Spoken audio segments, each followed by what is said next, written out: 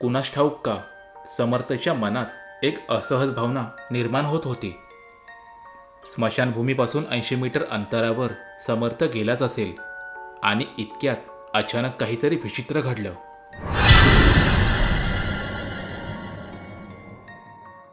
काही अंतर पुढे गेल्यावर त्याला त्याच रस्त्यावर मशालींचा उजेड दिसू लागला, जो त्याच्या दिशेने येत होता.